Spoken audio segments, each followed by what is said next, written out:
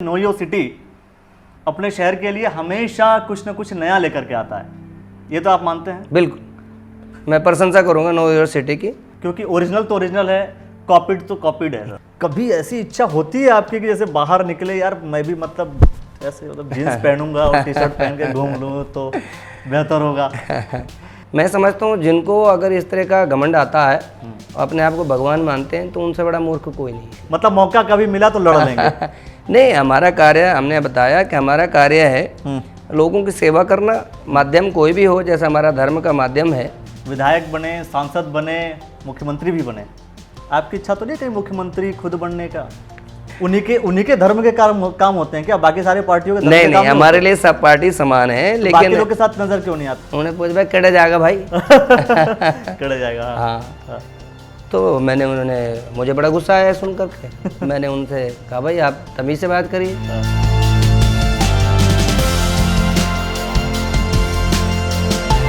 नमस्कार दोस्तों, मेरा नाम अखिलेश गुप्ता है और आप देख रहे हैं नोयो सिटी। और आज का हमारा खास कार्यक्रम है ऑफ बीट कन्वर्सेशन। बात पूरी तरीके से करेंगे और बात करने के लिए आज पता है कौन है? आज हमारे बीच मौजूद हैं आचार्य रजनीश शास्त्री जी। उनसे हम उनके लाइफ के बारे में बात करेंगे। सर, आपका सबसे पहले मैं स्वागत करता हूं। धन्यवाद। ये आप बताइए, आपको ऑफ बीट कन्वर्सेशन से कुछ इशू तो नहीं है? नहीं, कोई दिक्कत नहीं। चलिए, ये तो अभी कोई दिक्कत नहीं है, मतलब हमने क्या कंसेंट ले लिया पहले, हमारे ऊपर अब केस नहीं कर सकते किसी भी बात को लेकर के। अच्छा, एक बात बताइए, आप आपसे आपके एजुकेशन के बारे में, चूँकि आप जो है जो प्राचीन हनुमान मंदिर है रुड़की में, वहाँ पर आप महंत हैं। तो महंत कोई डायरेक्ट बन जाता है क्या, या पहले भी कुछ आप किया करते थे? पहले पढ़ाई की होगी, नहीं की होगी, या डायरेक्ट महंत बन गए आप? नहीं, देखिए कुछ तो देखिए भगवान की इच्छा से इस संसार में सारा कार्य होता है, हमारा मानना तो ये है जी। और ये सोच करके कि मैं हनुमान जी की साधना में रहूँगा या किसी मंदिर में ही बैठूँगा, ऐसे किसी लक्ष्य को लेकर तो नहीं मैं चला था। चले क्या थे लेकर के? चले तो जो कुछ लेकर चले थे, मैं समझता हूँ ऐसा शायद हम लोग जो कई बार सोचते हैं तो सभी कुछ भी नहीं सिद्ध हो पाता। और जो एक छोटी बात मैं आपको कहता हूँ जी। किसी शायर ने बात कही है, उसे अंग्रेजी में बोलते हैं बहुत लोग, लेकिन मैं आपको हिंदी में बताता हूँ कि माना भगवान ने हमें वो कुछ नहीं दिया जो हमने उससे चाहा जी, लेकिन उसने वो सब कुछ दिया जिसकी हमें आवश्यकता थी। चलो, आवश्यकता थी, भगवान ने आपको दे दिया। आपको यही कारण है कि रुड़की के सभी लोग आपको जानते हैं, बिल्कुल अच्छी तरीके से जानते हैं, आपके पास लोग आते रहते हैं। हम भी इसी वजह से आपके पास आ गए। बिल्कुल। लेकिन आपने जो पहली बात कही थी ना कि भगवान ने हमें वो जो चाहा वो नहीं मिला, चलो अच्छा हुआ कि जो जरूरत थी हमें ईश्वर ने सब कुछ दे दिया। बिल्कुल। चाहे क्या थे आप? देखिए, चाहत ही तो मुख्य चीज है ना। देखो, चाहत तो व्यक्तियों की बहुत सारी होती हैं और मैं समझता हूँ सारी चाहतें, सारी इच्छाएं कभी पूर्ण नहीं भी होती। और कई बार बच्चा ऐसी मांगों को करता है कि मैं समझता हूँ यदि माता पिता उनकी मांगों को पूरा करते हैं तो बच्चा आगे जाकर के बिगड़ जाता है या अपने लक्ष्य को प्राप्त नहीं कर पाता। तो मैं समझता हूँ वो जो भगवान है, वो परमात्मा है, वो हमारे लिए बेस्ट सोचते हैं और अच्छा हमारे लिए सोचते हैं।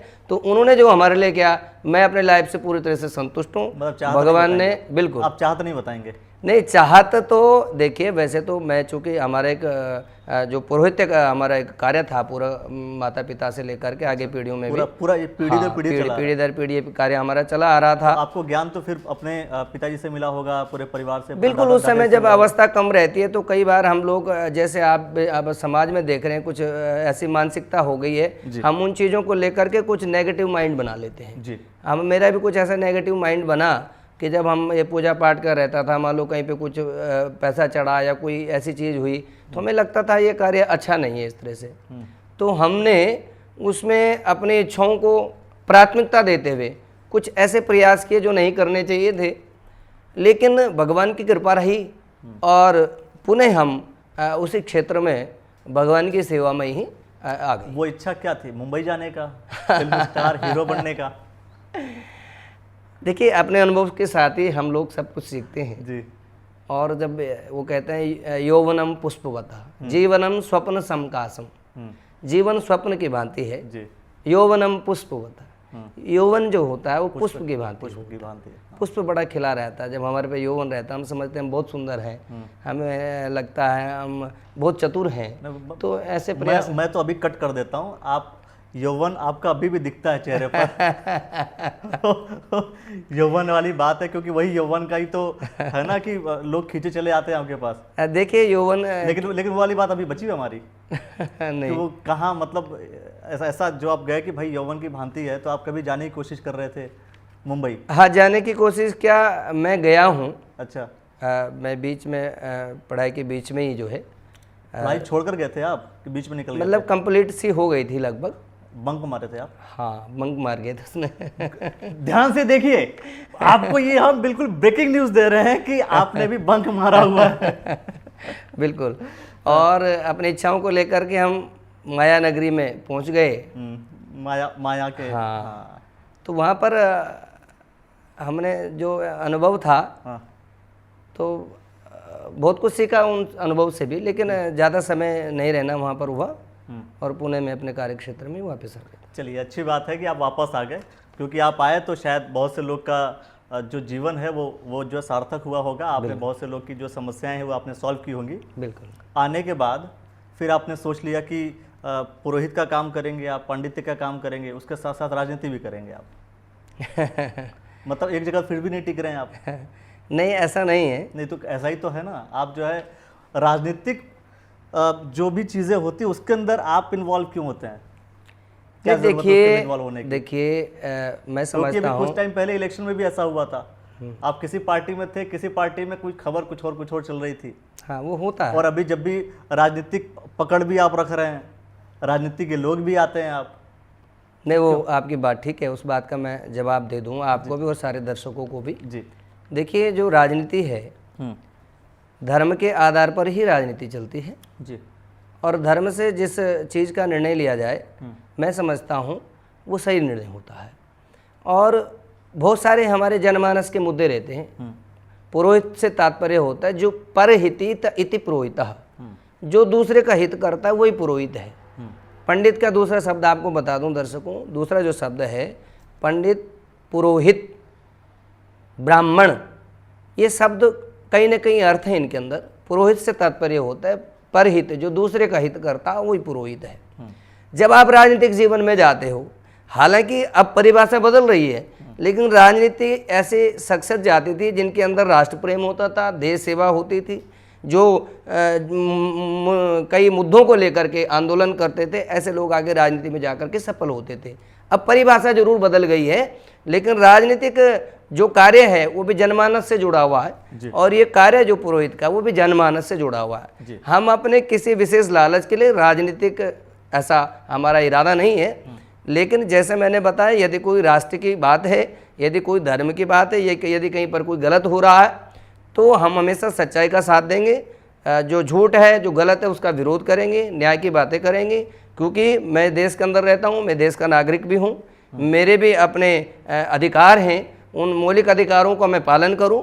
और दुनिया उसके बारे में कुछ कहते रहे, मैं समझता हूँ जब हम दूसरों को धर्म का ज्ञान दे रहे हैं, मार्गदर्शन कर रहे हैं, तो हमें तो कम से कम ये ज्ञान होगा ही, ऐसा आप लोगों को समझना चाहिए। परहित की बात तो आपने की, साथ में आपने भी बात कह दिया ना कि वो अभी परिभाषा बदल गई है राजनीति की। हाँ, वो क्या है? वो नया ज्ञान तो मिलना चाहिए ना, आधुनिक ज्ञान है भाई, ये तो आधुनिक ज्ञान है हमारे दर्शकों को। देखिए, जो श्रद्धा भाव लोगों के मन में रहता था, मैं समझता हूँ अब तो कहीं ना कहीं जनता भी भ्रमित है उस बात को लेकर के, क्योंकि हम इतने सारे बोझ डाल देते हैं कि हर एक व्यक्ति को ये लगता है कि मेरा काम हो, मेरा काम हो, मेरा, हर एक व्यक्ति का रहता है। दूसरे राजनीतिक जो एक अब समय ऐसा है कि पैसा भी बहुत लगता है किसी राजनीति, अगर आप कहीं जा रहे हो, आप किसी को विधायक बनना, आपको सांसद बनना है, तो उसके लिए आपको जो है पैसा भी खर्च कर रहे हो, आपका इन्वेस्टमेंट भी, समय भी लग रहा है, आप और अपने साथ ऐसी व्यवस्थाएं भी लेकर के चल रहे हो। तो चूंकि बहुत टफ हो गया, कंपटीशन भी बढ़ गया, तो ये जो सर्वमान्य जो बातें पहले होती थी कि हम एक जो आदर करते थे, श्रद्धा रखते थे उस राजनीतिक व्यक्तित्व के प्रति, वो कहीं ना कहीं उसका स्तर घटा है। अभी घटा है? बिल्कुल घटा। मतलब पहले देश प्रेम था, अब नहीं है? नहीं, देश प्रेम है, स्वप्रेम है। देश प्रेम तो है, देश प्रेम है, लेकिन उस अलग को जगाने की अभी आवश्यकता है। इसीलिए हम कभी राजनीतिक, यदि आप राजनीतिक चर्चा कर रहे हैं तो हम राजनीतिक क्षेत्र में यदि हम जाने का प्रयत्न करते हैं, करते क्या हम, जो मुद्दे होते लोगों की समस्याएं होती हैं, तो उनमें जहाँ तक भी हमारी अप्रोच है, जहाँ भी हम अच्छा दे सकते हैं, कर सकते हैं किसी पहचान के माध्यम से कहीं भी, तो हम अच्छा करने का प्रयास करते हैं। तो आप बीजेपी को सपोर्ट करते हैं? आप बीजेपी हो, कांग्रेस हो, जो धर्म के, क्योंकि आप तो बीजेपी वालों के साथ ही नजर आते हैं ना, बीजेपी के जो लोग हैं उन्हीं के साथ खड़े हो जाते हैं, उन्हीं के धर्म के काम होते हैं क्या? बाकी सारी पार्टियों के धर्म के काम नहीं, हमारे लिए सब पार्टी समान है, तो लेकिन बाकी लोग के साथ नजर क्यों नहीं आते? नहीं, बाकी लोगों को ऐसे जो देश प्रेम की बात करेगा, जो राष्ट्र प्रेम की बात करेगा, जो हमारे सामाजिक चिंतन है उसकी बात करेगा, हम उस पार्टी के साथ हैं, उसका सहयोग करेंगे। और जो लोग हमेशा एक दुष्प्रचार अपने धर्म को, एक हमारे वैदिक हिंदू सनातन धर्म को एक जो है दुष्प्रचार करने का जो पार्टियां कार्य करती हैं, मैं समझता हूँ ऐसा नहीं करना चाहिए। लेकिन पार्टी कोई भी हो, हम जो मुद्दे हों इस तरह के, उसका विरोध करते हैं। पार्टी से किसी से हमारा कोई वैमनस्य नहीं है। मतलब जो गलत चीजें रहेंगी उसका विरोध आप खुलकर करेंगे? खुल के करेंगे। हमारा कोई भक्त कांग्रेस में भी हो सकता है, भाजपा में भी हो सकता है, तो उसमें सारे ऑप्शन खुले हैं, ऐसा नहीं। भक्तों के लिए भगवान तो बराबर है ना? बिल्कुल, भगवान सबके लिए बराबर। बिल्कुल बिल्कुल, ऐसा नहीं कि वो कांग्रेस में है तो वो हमारे से उनका प्रेम नहीं है, ऐसा नहीं है। नहीं तो ऐसा होगा कि अच्छा मान लीजिए कोई हाथ दिखाने आया, बोलेगा कि पंडित जी मेरी कोई समस्या है, या फिर आपके पास आया, बोले अच्छा बताओ पहले बीजेपी के हो कि कांग्रेस के हो? बिल्कुल, तो ऐसा सवाल करना पड़ जाएगा, फिर दिक्कत हो नहीं, बिल्कुल, मैं समझता हूँ ये दरबार ऐसा है, गुरु गद्दी है, और यहाँ पर बिल्कुल भी ऐसा भेदभाव नहीं होना चाहिए किसी से भी। यहाँ सबके लिए एक समान ये दरबार है, और हमारे लिए सब अपने हैं। आप राजनीति पे ज़्यादा बात कर रहे हैं, कहीं ऐसा तो नहीं कि आप खुद विधायक या सांसद बनना चाहते हैं? क्योंकि बहुत सी जगह ऐसी हैं जहाँ के महंत विधायक बने, सांसद बने, मुख्यमंत्री भी बने। आपकी इच्छा तो नहीं कहीं मुख्यमंत्री खुद बनने का? ये तो खैर बहुत बड़ी बात है। देखो, व्यक्ति का जब जन्म होता है तो कभी भी वो ऐसा नहीं है कि उसको ऐसी चीज़ प्राप्त करनी है, और वो कहते हैं आप इच्छा हो तो नहीं, प्रभु इच्छा तत्काल, बलि मांगे स्वर्ग को भेज दिया पाताल। बलि तो स्वर्ग का राजा बनना चाहता था, लेकिन वो पाताल मतलब इशारों की बात है। ये इशारों में आप समझ लीजिए कि ईश्वर चाहेंगे। अब ईश्वर कब चाहेंगे? ईश्वर जो चाहेंगे अच्छा ही चाहेंगे। अच्छा ही चाहेंगे, बिल्कुल। मतलब मौका कभी मिला तो लड़ लेंगे? नहीं, हमारा कार्य, हमने बताया कि हमारा कार्य है लोगों की सेवा करना। माध्यम कोई भी हो, जैसा हमारा धर्म का माध्यम है, तो यहाँ पे जो किसी कोई व्यक्ति टूटा होता है, किस समस्या में ग्रसित होता है, और वो किसी का आत्मबल गिर जाता है, तो उनका मार्गदर्शन तो हम करते ही हैं। अब वो कोई भी डिपार्टमेंट हो जहाँ पर आप सेवा कर पाएँ, लोगों के लिए, हित के लिए कुछ कार्य कर पाएँ, मैं समझता हूँ उसमें कोई बुराई वाली बात नहीं। यदि आज योगी जी गए उत्तर प्रदेश को बहुत अच्छे तरीके से संभाल रहे हैं, और बहुत अच्छे, बिना लोभ लालच के, बिना भ्रष्टाचार के एक अच्छा शासन उत्तर प्रदेश के अंदर दे रहे हैं, तो ऐसे बहुत सारे उदाहरण हैं कि संतों ने आकर के ऐसे कार्य किए हैं जो एक इतिहास बन गए। मतलब ये है कि इशारों की बात आप समझ लीजिए, मौका मिला तो पंडित जी चुनाव लड़ सकते हैं, और लड़ेंगे। और देखो, जैसे बता दिया कि भाई मुख्यमंत्री बने वहाँ के महंत, तो इच्छाएं हैं सबकी अपनी अपनी, बिल्कुल इच्छाएं हैं। देखिए, बोल दिया, हाँ बोल दिया इन्होंने, कोई दिक्कत वाली बात नहीं है। अब दूसरी चीज़ ये है कि जैसे लोग ये कहते हैं ना, महंत जहाँ कोई शब्द आता है या पुजारी शब्द जब आता है, तो लोग ये कहते हैं कि पढ़ने लिखने की आवश्यकता नहीं है। मतलब एक छोटी सी धारणा है लोगों के मन में ना। आपकी एजुकेशन कितनी है? क्योंकि सबसे बड़ी बात है ना कि एजुकेशन को लोग ये सोचते हैं कि शायद पढ़ो लिखोगे नहीं और महंत बन जाओ, पढ़ना लिखने की आवश्यकता नहीं है, वो आप जो है पुजारी का काम करना शुरू कर दो। ऐसा लोगों की धारणाएं हैं। ठीक है, तो आपने चूंकि एजुकेशन ली हुई है, आपने मास्टर डिग्री आपकी, तो ये धारणाएं गलत हैं समाज की, सही हैं? या देखिए, शिक्षा का तो जीवन में बहुत बड़ा महत्व है जी। और जैसे आपने बताया कि भाई, जैसे हमारे समाज में है भी इस प्रकार का जी कि हम जो लोग हैं सम्मान करते, मान लो ब्राह्मण बच्चा है जी, तो हमारे हिंदू सनातन धर्म में ये बताया गया कि भाई ब्राह्मण बच्चे हैं, ब्राह्मण हैं, पंडित जी हमारे पूजनीय हैं, हम उनका सत्कार करते हैं जी। लेकिन दोनों तरह की बातें हैं। एक तरफ यह कहा गया कि व्यवहार कुशल यदि व्यक्ति हो, ब्राह्मण में भगवान का नाम भी ले रहा है, आपके कल्याण की कामना कर रहा है, तो वो आपके लिए पूजनीय है जी, हमारे धर्मानुसार। दूसरे शब्दों में यह कि जब आप समाज में एक अच्छा ज्ञान दोगे, मार्गदर्शन करोगे, तो उसमें शिक्षा का महत्व तो है ही, क्योंकि यदि आपके अंदर शिक्षा नहीं है तो आप दूसरे को क्या शिक्षा दोगे? शिक्षा के साथ साथ आपका अनुभव है, आपकी भगवान के प्रति आस्था है, और ये किस प्रकार आप लोगों को मार्गदर्शन देते हैं, वो सारी चीज़ें आपके पे डिपेंड करती हैं। मार्गदर्शन शिक्षा तो बहुत बड़ा शिक्षा तो लीजिए, और मार्गदर्शन का जो विषय है वो कहीं ना कहीं खुद के पर्सनल व्यक्तिगत अनुभव से है और उसको फील करने से है, व्यवहारिक जीवन से है। हाँ, साथ तो वही छोड़ दो शिवम, और ये भी वही छोड़ दो, सेट करके छोड़ दो। जैसे जात न पूछिए साधु की, पूछ लीजिए ज्ञान जी, है ना। जात न पूछिए साधु की, पूछ लीजिए ज्ञान, है ना। मतलब और काम करे तलवार का, पड़ी रहने दो म्यान। बिल्कुल सही बात है। म्यान काम नहीं करेगी, तलवार ही काम करेगी। मतलब आप जो है ज्ञान पूछिए, ज्ञान की भाई महंत अगर पंडित हैं तो आप उनसे उनका ज्ञान चर्चा करें। देखो, एक शिक्षा तो हम सांसारिक शिक्षा ले रहे हैं। हाँ, उस सांसारिक शिक्षा में हम आजकल ये सोच रहे हैं बच्चों को कैसे अधिक से अधिक धन कमाया जाए, कौन सी शिक्षा में कौन सी डिग्री उसको दिलाया जाए। मनी मेकिंग मशीन बच्चों को बना दिया। एक शिक्षा वो है जिसमें आपको धर्म अध्यात्म का ज्ञान है, आपको अंतरात्मा का ज्ञान है। जो शिक्षा आपने पढ़ी उसको आप आत्मसात कर रहे हैं, तो जीवन को बेहतर बना रहे हैं, जीवन को बेहतर बना रहे हैं, और दूसरे को जीवन भी बेहतर बना रहे हैं। एक शिक्षा खाली हम आजकल बच्चों को हम अपने बच्चों को ये नहीं सिखा पाते कि बच्चों को कब उठना है, कब सोना है, उनके क्या शेड्यूल है, किस तरह से होना चाहिए। माता शत्रु पिता बैरी, वो माता और पिता शत्रु और बैरी के समान है। यो बाले न पाठी, जो अपने बच्चों को नहीं पढ़ाते। पढ़ाई वो खाली वो स्कूली वाली पढ़ाई नहीं है कि तुम्हारा होमवर्क है, ये करना है, बस कॉपियां आप भरते रहो। व्यवहारिक बच्चा कितना है, कहीं पर कैसे छोटे बड़ों का साथ सम्मान, वो सारी बातें। अच्छा, ये बताइए, जैसे कि कई बार ऐसा होता है कि चूंकि आप दिन भर कुर्ते पैजामे में रहते हैं, कई बार आप जब आप मंदिर में बैठते हैं तो वहाँ पर आप धोती कुर्ता पहने हुए रहते हैं। कभी ऐसी इच्छा होती है आपकी कि जैसे बाहर निकले, यार मैं भी मतलब ऐसे मतलब जीन्स पहनूंगा और टी शर्ट पहन के घूम लूँ तो बेहतर होगा? नहीं, आपने बहुत अच्छा प्रश्न है ये। देखो, बहुत अच्छी बात है। इच्छाओं का कोई अंत नहीं है। हाँ, बिल्कुल, इच्छाओं का कोई अंत नहीं है। हाँ। और पैंट पहनना कोई बुराई नहीं। हाँ, मतलब एक बात ही है। दूसरी बात मैं बताऊँ आपको, देखो, जब एक उम्र होती है तब मन में अनेक लालसाएं होती हैं। मैंने आपको बताया, जैसे जी उम्र की बात करते हैं, उम्र की बात, जैसे उम्र होती है कहीं ना कहीं लालसा होती है। हमारे भी बीच में इस तरह का रहा कि भाई हम इतने वो बार बार पहन रहे हैं, तो हम कहीं हमने चेंज कोई प्रोग्राम में जाना है कुछ और, तो पहन लिया। लेकिन अब खुद ही हमको गिल्ट होता कहते हैं हमने पैंट शर्ट पहन लिया, पहनते नहीं है तो कई साल हो गए। बड़ी समस्या है ना फिर। जैसे स्टेटस एक जो है ना, एक जीवन जीने का सिस्टम बन जाता है कि आपको लोगों के साथ पैंट और टी शर्ट में शायद एक्सेप्ट भी ना करें। बिल्कुल ऐसा है। बिल्कुल बिल्कुल। मुझे तो कई बार ऐसे लोगों ने कहा है, तो इच्छाओं के विरुद्ध काम करना पड़ता है, फिर तो बड़ा दुख होता है। नहीं, मैंने आपको बताया कि इच्छाएं देखो कुछ समय रही, लेकिन अब इच्छाएं ऐसी नहीं होती। हमें खुद नहीं लगता कि हमें वो पैंट पहनना चाहिए। हमें लगता है, मतलब खुद अंदर से जो है आवाज़ नहीं आती है कि हम ऐसा करें, हमें यही बेटर लगता है। इसी में हम अपने आप को मतलब सुरक्षित महसूस करते हैं। अच्छा आनंद हमें रहता है कि हमने धोती पहन ली तो बहुत आनंद है, और हमारी शोभा भी बढ़ जाती है।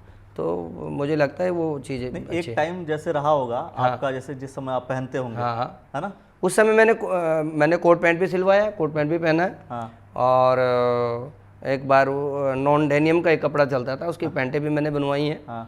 और बाकायदा टाई वाई पहन करके मैंने अपना जो सिस्टम है उसको एक बार ऐसा रखा कि बिल्कुल लोग आओ बैठेंगे, हम इस तरह से बात करेंगे। लेकिन वो मेरी आत्मा ने और मेरा जो वो था उसने बिल्कुल फिर वो रिवर्ट हो गया। हाँ, रिवर्ट हो गया, चल नहीं पाया। मैंने उसको फिर पहना नहीं। तो थोड़ा सा और पीछे चले जाते हैं, क्योंकि आपने उम्र की बात की, जब आप यंग रहे होंगे, हालांकि आप आज भी यंग हैं उसमें कुछ नहीं। तो जब आप उस समय ऐसा होता था, जैसे आप कॉलेज में पढ़ रहे हैं, तो भाई कोई भी प्रपोज कर सकता था, क्योंकि मान लीजिए बंदा भाई स्मार्ट है तो प्रपोज करने कोई भी आ सकता है। नहीं, शादी से पहले पूछ रहा हूँ मैं, कि शादी से पहले हुआ? नहीं, ऐसा कुछ ऐसा नहीं रहा, क्योंकि हम अपने मर्यादाओं में तो प्रारंभ से। तो आप तो अपने मर्यादा में रहोगे ना, दूसरों को मर्यादा में कैसे रखेंगे? देखो ऐसा है, दूसरे का आकर्षण है वो उसके लिए, वो क्या सोचता है। और किसी को आकर्षित हो जाना तो उसका मतलब केवल गलत नहीं होता। उसमें ये होता है हम किसी की बातों से प्रभावित होते हैं, किसी के ज्ञान से प्रभावित होते हैं, किसी के हम सुंदरता पे प्रभावित होते हैं। तो प्रभावित होना एक अलग विषय है, इसमें मैं आपसे प्रभावित हो सकता हूँ। बिल्कुल बिल्कुल बिल्कुल, तो एक मैं भी प्रभावित आपसे होना, हो सकता हूँ। बिल्कुल बिल्कुल। तो मैं समझता हूँ कोई उसमें कोई घृणा वाली बात नहीं, कोई ऐसी बात नहीं है। मैंने तो घृणा वाली बात ही नहीं, मैं तो प्रेम की बात कर रहा हूँ। इस तरह का तो कभी कोई ऐसा मामला नहीं हुआ। अच्छा, अभी जैसे अभी भी तो जैसे मान लीजिए आपने बोला ज्ञान के प्रति भी आकर्षण हो सकता है, हाँ तो वो आकर्षण तो अभी भी हो सकता है। हाँ, वो आकर्षण तो देखिए होता है, लोगों को कोई होता है। मैसेज आता है आपके पास? नहीं, मैसेज आते हैं बहुत सारे लोगों को, हमें अब जो लोग हैं जो जुड़े हुए हैं उनको ही अपना जवाब दे पाते हैं, क्योंकि समय भी इतना नहीं होता हम लोगों का।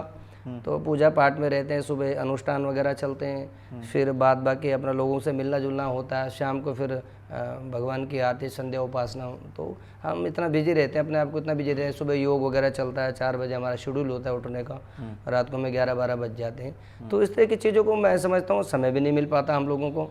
तो खैर, अगर आपकी बातों से कोई प्रभावित हो रहा है, ज्ञान से हो रहा है, शकल से हो रहा है, वो उसके लिए ठीक है, वो होता रहे प्रभावित में क्या है। तो आप प्रेम का कई रूप है, लोग भगवान से प्रेम करते हैं। हाँ। लोग कृष्ण भगवान से प्रेम करते हैं, कोई उन्हें पति के रूप में बसता है, तो वो तो जगतपति हैं। जगतपति। अब वो हमें समझने का वो है, कोई उन्हें लड्डू गोपाल कहता कि बाल रूप में। अरे जो संसार के पूरे पति हैं वो बाल रूप कहाँ से आ गए? लेकिन हमारी भावना, हमें जिस भाव में बसते हैं तो फिर ठीक है। मतलब जाकी रही भावना जैसी, प्रभु मूरत देखे तैसी। मतलब जिसकी जैसी भावना, जिसकी जैसी भावना है। तो अब चलिए, किसी भी रूप में, अब आप कोई गुरु के रूप में पूजते होंगे, ये तो उनको पता है। कोई गुरु के रूप में मानता है, कोई पिता के रूप में मानता है, कोई बंधु के रूप में मानता है। तो जो जिसकी भावना है, अच्छा है, उनकी भावना बनी रहनी चाहिए। तो फाइनली बात यह है कि आपकी भी इच्छा होती है कभी कभी पैंट शर्ट पहनने की, लेकिन रिवर्ट हो जाते हैं।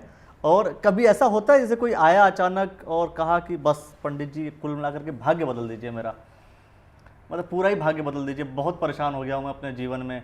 ऐसे लोग, बहुत से लोग होते हैं ना, जैसे आते हैं, कहते हैं कि पंडित जी अब देखो स्थिति ऐसी खराब हो रखी है कि ये हमें डांट रहा है, वो हमें डांट रहा है, ये स्थिति, इसकी स्थिति इतनी खराब हो रखी है, आप बस जीवन हमारा बदल दो। देखिए, जो हमारी समस्याएं होती हैं, कहीं ना कहीं वो जो समस्याएं हैं, वो समस्याएं हमारे अंदर ही हैं, और उनका जो निवारण है वो भी हमारे अंदर। ऐसा कोई वाकया हम जानना चाहते हैं, या ऐसा वाकया कभी ऐसा हुआ है कि हाँ आते बस अब आप बस कर दो बस आप? ऐसा एक नहीं, बहुत सारे वाकयात हुए हैं, इस तरह बहुत सारी चीज़ें हुई है। मैं एक होता हूँ, मैं आपको बताऊँ, ऐसे बहुत सारे होते हैं। कई बार लोग बड़े परेशान हो जाते हैं, टूट जाते हैं, उनका आत्मबल गिर जाता है। और ग्रहाधीनन जगत सर्व, ये जो सारा जगत है वो ग्रहों के ही अधीन है। तो कई बार जब ग्रह हमारे गलत चलते हैं, सबसे पहले हमारे अंदर नेगेटिविटी आती है, बिल्कुल नकारात्मक ऊर्जा का संचार ज़्यादा हो जाता। फिर उसे लगता है कि मैं बिल्कुल नाकाबिल हूँ, मैं कुछ कर नहीं पाऊँगा, या ऐसा कुछ, बहुत सारी चीज़ें उसके अंदर। तो हमारा कार्य क्या है? देखो, ग्रह तो अपना काम करेंगे, हम उनको सबसे पहले प्रयास ये करते हैं कि उनको ढाढ़स बंधाते हैं, उन्हें धैर्य देते हैं। और शास्त्रों में क्या लिखा, शास्त्रों की बात से हमें बड़ा ज्ञान अपने आप मिल जाएगा।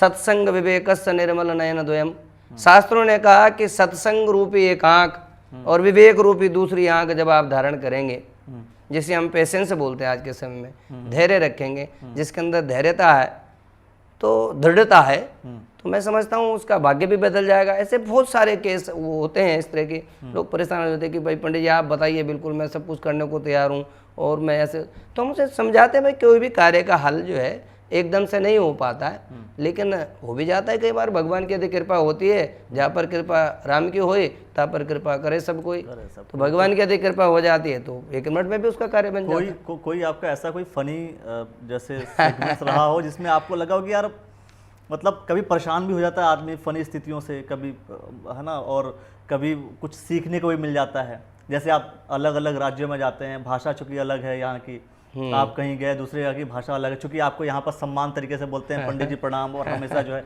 एक जो है जैसे जो भाषा है उसको लेकर के कभी कुछ दिक्कत हुआ है? कहीं आप जैसे गए हो हरियाणा की अलग? मैं हरियाणा में कुरुक्षेत्र का एक किस्सा मुझे याद आ रहा है जी। जब आपने कहा तो मैं उसकी शुरुआत करता हूँ जी। आयु भी छोटी थी, पढ़ाई का दौर था। चूँकि हम आश्रमों में रहे, वहाँ भी रहे, तो सभी लोग आदर भाव से ही बात करते हैं यहाँ, क्योंकि हमारा जो जैसे हमारी पढ़ाई होती है तो सब लोग आदर भाव से महोदय करके बात करते हैं, महोदय। तो ये सब इस तरह से, या पंडित जी, या जो भी इस तरह से बात, तो वो चूँकि कानों को उसी तरह की आदत है।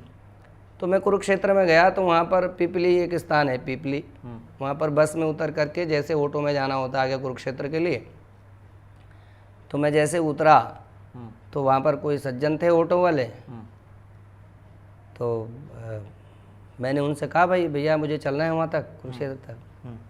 तो उन्होंने अपने भाषा में मेरे से पूछा। हाँ, क्या पूछा? उन्होंने पूछा भाई कड़े जाएगा भाई। कड़े जाएगा। हाँ, हाँ। तो उन्होंने मुझे बड़ा गुस्सा आया सुन करके। मैंने उनसे कहा भाई आप तमीज़ से बात करिए। तो ऐसा करते करते वो जो चीज़ है वो बढ़ने लगी, थोड़ा सा विवाद वाली स्थिति हो गई। उतने में दूसरा व्यक्ति आ गया। जैसे वाद विवाद बढ़ रहा था तो उसने भी उसी ढंग से बोला। फिर मैंने उसको देखा कि यार ये भी ऐसे ही बोल रहा है। तो वो स्थिति बड़ी असमंजस वाली हो गई थी। फिर एक और व्यक्ति ने आकर के मुझे चुप कराया और उन्होंने कहा भाई यहाँ की भाषा इस तरह की है, ये जो तू है या किड़े है, तो इसमें जो है इनका प्रेम छिपा हुआ है। तो वहाँ पर भाषा का कोई मान्यता नहीं, उनका जो भाव है तो भाव अच्छा है। तो मुझे लगता है वो बहुत मजाक का वो बन गया था। हम काफ़ी समय तक उस किस्से को याद कर करके बहुत हंसते थे और लोगों को भी सुनाते थे। आप एक फिल्म आई थी ना, एक डायलॉग था।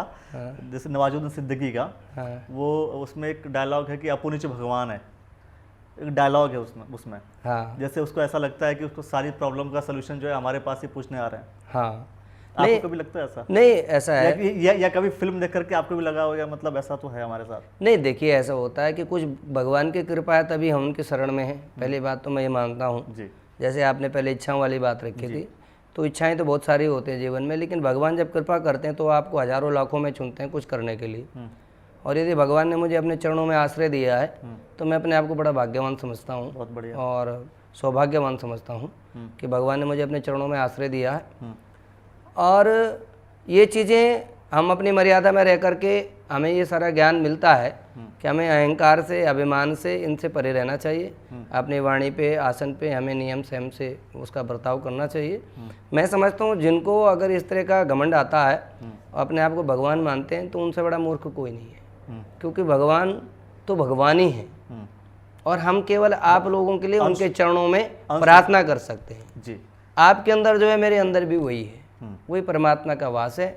हाँ, जब हम भगवान के प्रतिनिधि के रूप में जरूर हैं, क्योंकि हम प्रतिनिधि के रूप में, क्योंकि उन्होंने हमें चुना है और आपने उस एनर्जी को बिल्ड किया है। बिल्कुल, हम पूजा पाठ के माध्यम से, बिल्कुल। तो वो जब एनर्जी वो चीज़ है तो वो कहीं ना कहीं कॉन्फिडेंस के साथ, बड़े साहस के साथ, निर्भय होकर के हम उन्हें कहते कि भाई जाइए, आपका काम होगा, विजयी होंगे। चलिए, अंत में सिर्फ एक सवाल कि नॉर्मली ऐसा लोग कहते हैं कि जैसे जब हम आध्यात्मिक जीवन में जाते हैं तो विवाह नहीं करते, मतलब ऐसा है ना? आप तो विवाहित हैं जी। लव मैरिज थी कि अरेंज मैरिज आपकी? नहीं, हमारा तो अरेंज मैरिज ही थी। हाँ। और तो ऐसा नहीं है, विवाह कोई बाधा नहीं है। हाँ। विवाह देखिए, ये मैसेज, ये आपके लिए बहुत ही शानदार मैसेज, आप इस मैसेज को सुनिए। जी जी। विवाह जो है, विवाह, हमारा जो विवाह होता है हिंदू धर्म में, इसको कहते हैं ब्रह्म विवाह। ब्रह्म विवाह, ब्रह्म विवाह, जिसके साक्षी सारे देवता होते हैं, आपके सज्जन मित्र होते हैं, आपके बंधु होते हैं, आपके आस पड़ोसी होते हैं, सम्मानीय पंडित जी होते हैं, और जो भी सम्मानित लोग हैं वो सब उसके साक्षी बनते हैं, जिसमें वैदिक मंत्रों के साथ भगवान की आराधना प्रार्थना पहले की जाती है। तो जो बंधन भगवान ने बनाया है उसमें मैं समझता हूँ कोई घृणा वाली बात नहीं होनी चाहिए। लेकिन ऐसा है ना लोगों के, आप ये मानते हैं ना कि ऐसा है? ऐसे संतों के लिए है, जैसे हम लोग इसमें हैं, अपने ब्राह्मणत्व में हैं, पुरोहित कार्य में। ऐसा कई लोग कहते हैं कि अगर आप आध्यात्मिक जीवन जीना चाहते हैं, आध्यात्मिक आदमी के गृहस्थ जीवन में जाने नहीं चाहिए। नहीं, बहुत से लोग इसको मानते हैं कि भाई ये बाधा है कहीं ना कहीं, लेकिन मैं समझता हूँ गृहस्थ जीवन में रह करके यदि आप अपने लक्ष्यों को प्राप्त करते हैं तो आपसे बड़ा श्रेष्ठ कोई व्यक्तित्व हो नहीं सकता। इसीलिए गृहस्थ को गृहस्थ के साथ जो है, गृहस्थ पे सभी कुत्ते बिल्ली से लेकर के पशु पक्षी सभी आश्रित होते हैं, ब्राह्मण पुरोहित से लेकर के। तो गृहस्थ धर्म में यदि आप अच्छे से निर्वहन कर रहे हैं, धर्म अध्यात्म की भी पूर्ति कर रहे हैं, अपने बच्चों को अच्छे संस्कार दे रहे हैं, तो ब्रह्म जी को, सृष्टि को आगे बढ़ाने का कार्य कर रहे हैं, तो उसमें कोई ऐसी बात नहीं है। ब्रह्म विवाह है और दो आत्माओं का मिलन है। तो जब आपका ज्ञान बढ़ जाता है तो आप उन सब चीज़ों को छोड़ देते हो और एक दूसरे के पूरक होते हैं, हम एक दूसरे का मार्गदर्शन करते हैं। जिस शब्द में त्रय लग जाता है, चाहे वो मित्र हो, चाहे वो स्त्री हो, चाहे वो पुत्र हो, वो हमेशा तारण का कार्य करते हैं। जीवन में मंत्र जैसे तारण का कार्य करते हैं, स्त्री तारण का कार्य करता, मित्र तारण का कार्य करता, और आपको हमेशा जो पत्नी एक अच्छी सलाहकार हो सकती है, मैं समझता हूँ दूसरा कोई व्यक्ति हो नहीं सकता। मतलब त्र जब भी आपके किसी नाम के आगे लगता है या जो आपने बोला कि किसी के आगे अगर लग रहा है तो वो तारण आपके लिए हो गया, आपको आगे मतलब आपको तार देगा। बिल्कुल, ये बिल्कुल नया ज्ञान मिला, एकदम बहुत ही अच्छी चीज़। मुझे लगता है दर्शकों आपको बहुत सारी जानकारियाँ मिल गई होंगी। इस दौरान हमने बहुत सारे विषयों पर बात की, पंडित जी ने हर विषय को खुल करके बताया। जैसा कि हमारा है ना कि ऑफ बीट कन्वर्सेशन था, थोड़ा सा हम इधर गए, थोड़ा सा इधर भी चले गए, थोड़ा सा बीच में भी रहे, सेंट्रलाइज रहे, है ना। और आपने क्या किया कि आपने हर चीज़ का जवाब अच्छे से दिया। सबसे अच्छी बात यह है, और मेरा यह मानना है जैसे नो योर सिटी अपने शहर के लिए हमेशा कुछ ना कुछ नया लेकर के आता है, ये तो आप मानते हैं? बिल्कुल, मैं प्रशंसा करूँगा नो योर सिटी की कि आप बहुत अच्छा काम पहले से करते रहे हैं और इस बार आप नई तरह का चीज़ को लेकर आए हैं। हाँ। मुझे उम्मीद है आप अच्छा कार्य करोगे और नए नए विषयों को लेकर के समाज को दिशा देने का एक अच्छा कार्य करोगे, तो बहुत आशीर्वाद शुभकामनाएं। आपके एक्सेप्टेंस से जो है हमें भी अब क्या मोटिवेशन मिल रहा है इस चीज़ को लेकर के, क्योंकि ओरिजिनल तो ओरिजिनल है, कॉपीड तो कॉपीड है। ओरिजिनल है, ओरिजिनल पीस इधर है। मतलब कुल मिलाकर जैसे आप ओरिजिनल एकदम बिल्कुल हर एक बात आपने रख दी, वैसे ही ओरिजिनल हम लोग अपना काम करते हैं। तो दोस्तों मुझे उम्मीद है कि आपको ये आज का ऑफ बीट कन्वर्सेशन आचार्य रजनीश शास्त्री जी के साथ अच्छा लगा होगा, आपने एंजॉय किया होगा, और मुझे लगता है कि दर्शक एंजॉय भी कर रहे हैं। और आपके मन में जो सवाल है ना वो डालते रहिएगा कमेंट में, ये हमें अच्छा लगता है देख करके आपके कमेंट कि आप लोग किन किन चीज़ों को और सवाल जानना चाहते हैं। कभी बैठेंगे तो हम कुछ और विषयों पे भी चर्चा करेंगे। बिल्कुल, बिल्कुल। तो आपका बहुत बहुत धन्यवाद दूंगा मैं कि आप हमारे इस कार्यक्रम में आए और आपने ऑफ बीट कन्वर्सेशन में हर एक बात खुल करके कही। जी धन्यवाद। धन्यवाद। दोस्तों अगर आपको ये प्रोग्राम अच्छा लगा है तो आप इस वीडियो को लाइक ज़रूर कर लीजिए। अगर आप इसे YouTube पर देख रहे हैं तो आप चैनल को सब्सक्राइब कीजिए, साथ में बेल आइकन दबा लीजिए। अगर आप इसे Facebook पर देख रहे हैं तो आप Facebook पेज को लाइक कीजिए, फॉलो का बटन दबा लीजिए और शेयर तुरंत करना शुरू कर दीजिए। आपका बहुत बहुत धन्यवाद, बहुत बहुत शुक्रिया।